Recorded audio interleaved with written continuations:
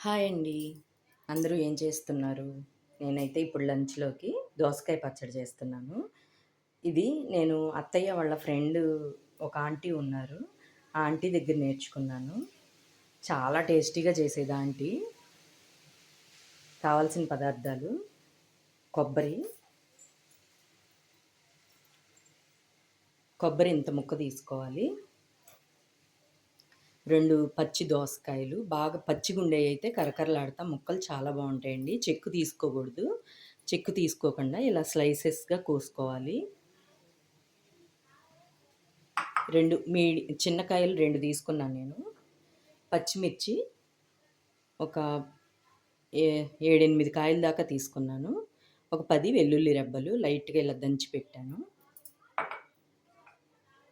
ఒక ఆనియను ఇట్లా చీలికల్లాగా తరిగి పెట్టాను.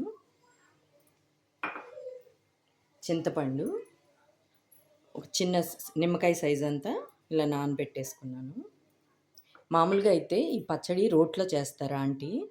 ఇప్పుడు నేను మళ్ళీ రోలు ఎందుకు కడగటం అని చెప్పి రెగ్యులర్‌గా వాడం కదా రోలు. అందుకని చెప్పి నేను మిక్సీలో చూపిస్తున్నాను.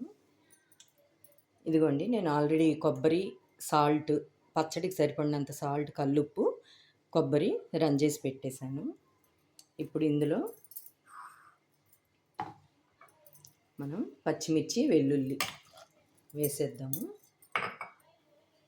అలానే చింతపండు కూడా వేసేసుకుందామండి.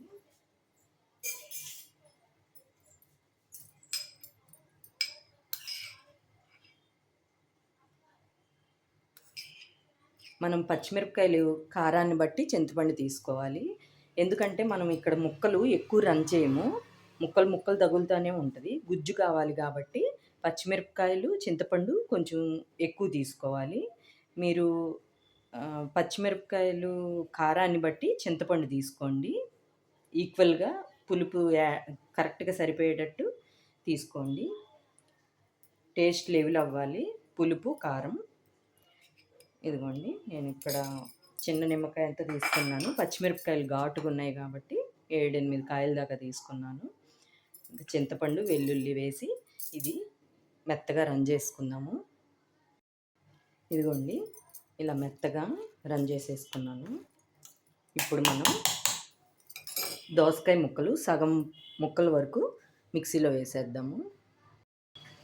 ఇదిగోండి సగం ముక్కలు వేసేసాను. ఇప్పుడు ఇవి ఆ పేస్ట్కి కొంచెం నలిగేటట్టుగా చేసుకుందాము. ఇదిగోండి కొంచెం కచ్చా పచ్చాగా మిక్సీ వేసేసుకున్నాం కదా. ఇప్పుడు ఉల్లిపాయ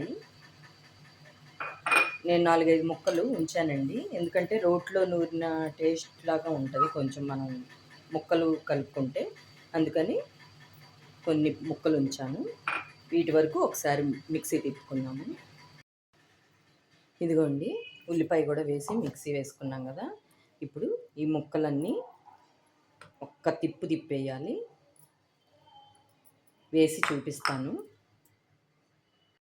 ఈ మిగిలిన ఉల్లిపాయ ముక్కలు కూడా వేసేసి మిగతా ముక్కలు కూడా వేసేసి ఒకసారి చేసుకుందాము.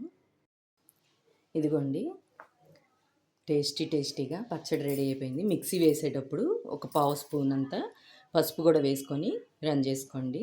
ఇదే పచ్చడి రోట్లో దంచితే ఇంకా చాలా బాగుంటుందండి టేస్ట్. రోలు అవైలబుల్గా ఉంటే రోట్లో దంచుకోండి. మిక్సీలో అయినా ఈ రకంగా కొన్ని ముక్కలు కలుపుకుంటే లాస్ట్ రోట్లో దంచినట్టే వస్తుంది టేస్ట్ అయితే చాలా బాగుంటుందండి. నా వీడియో నచ్చితే లైక్ చేయండి, షేర్ చేయండి, కామెంట్ చేయండి. దీనికైతే తాలింపు కూడా అవసరం లేదండి. ఒక్కసారి ఇలా ట్రై చేసి చూడండి, చాలా బాగుంటుంది టేస్ట్. Bye friends.